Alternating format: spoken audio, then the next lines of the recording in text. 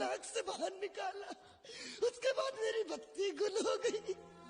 তো কেকেআর পরপর দুইটা ম্যাচ জেতার পরে পয়েন্ট টেবিলে 2 নম্বরে চলে এসেছে। তার চেয়ে বড় কথা কেকেআর এই ফার্স্ট টিম 2024 আইপিএলের যেখানে অ্যাওয়ে ম্যাচে গিয়ে জিতেছে, তাও আবার ভাই কোথায়, ব্যাঙ্গালোরের মধ্যে।